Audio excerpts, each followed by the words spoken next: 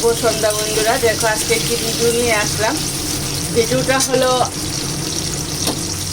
দেখো চন্দ্রমুখী আলু দিয়ে পনির রান্না করবো, একদম পুরো মাংসের মতো। খুব তাড়াতাড়ি পনিরটা খেতে হলে এইভাবেই রান্নাটা করে নিতে হবে। পনিরটা কীভাবে রান্না করলে আমরা তাড়াতাড়ি ভাত খেতে পারবো সেটাই আজকে তোমাদের সামনে তুলে ধরো।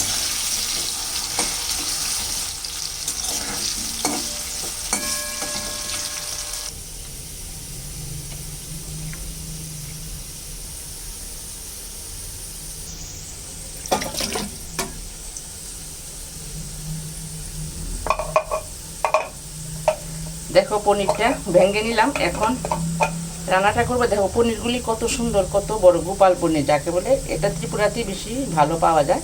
আর বাচ্চা থেকে বড় সবার এত প্রিয় পনিরটা আজকে তোমাদের সঙ্গে রান্না করে শেয়ার করব। আলুটা খুব সুন্দর হয়ে ভাজা হয়ে গেছে, এখন আস্তে আস্তে নামিয়ে নিচ্ছি। ফোড়নে দিয়ে দিলাম পেঁয়াজ, আর এখন দিয়ে দেবো তেজপাতা আর পেঁয়াজ।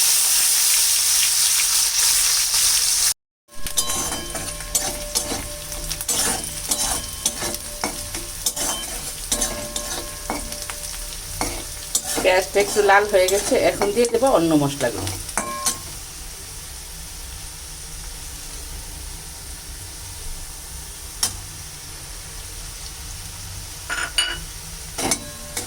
এখানে হলুদ, জিরে আর কালারের জন্য একটু লাল লঙ্কা দিলাম, আর একটু কাঁচা লঙ্কা বেটে দেব।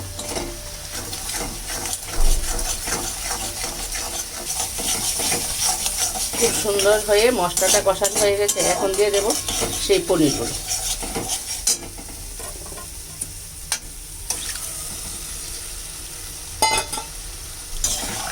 একটু কষিয়ে নেব পনিরটা।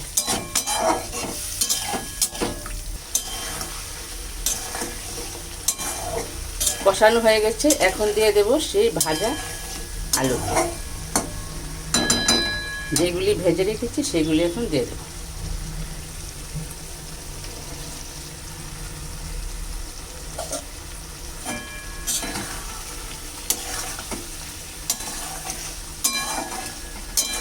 ঢেকে দিতে হবে না, এমনিতেই আলু আর পনিরটা খুব ভালোভাবে সিদ্ধ হয়ে যাবে।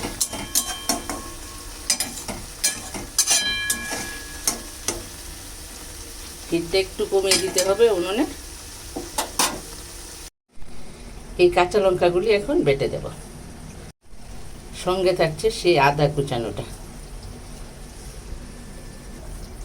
এই বাটা মশলাটা এখন দিয়ে দেব, হাতে বাটা এই মশলাটা দিয়ে দিলাম।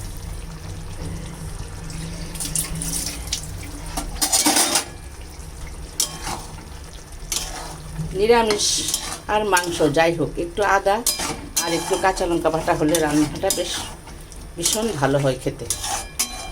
দারুণ একটি মশলা আদা আর কাঁচা লঙ্কা, রান্নার টেস্টটাই পাল্টে যায়।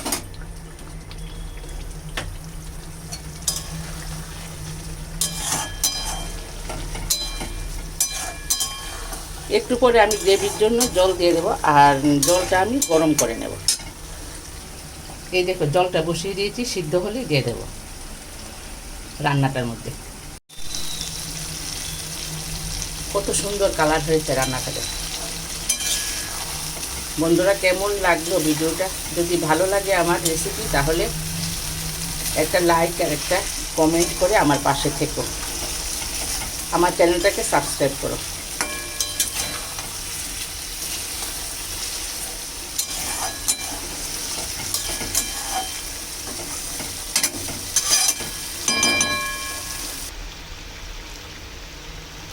এবার গ্রেভির জন্য সে সিদ্ধ করানো জলটা দিয়ে দেবো, একটু একটু ঝোল রাখতে হবে।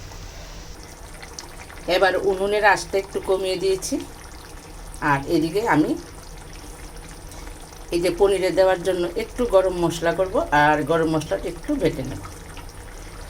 হাতে বাটতে রান্না, মানে হাতে বেটে রান্না করতে আমার ভীষণই ভালো লাগে। এখানে এই 5-6টা এলাচ নিলাম, বেটে দেব। অল্প একটু দারচিনিও দেব। এখন দিয়ে দিলাম দারচিনির টুকরো করে ইচ্ছে করে একটু কম দিয়েছি, কারণ এটার গন্ধটা সবাই পছন্দ করে না, ও হালকা হলেই ভালো হয়। একটু বেশি দারচিনি পড়লেই না গন্ধটা ভীষণ বেশি আসে, পুরো রান্নাটার টেস্টই নষ্ট হয়ে যায়। এলাচটা বাটা হয়ে গেছে, এখন দিয়ে দিলাম, একটু নেড়ে চেড়ে নেব। রান্নাটা কমপ্লিট হয়ে গেছে। আবারও বলছি বন্ধুরা, একটা লাইক একটা সাবস্ক্রাইব দিয়ে আমার পাশে থেকো। ধন্যবাদ তোমাদের সবাইকে। বাই।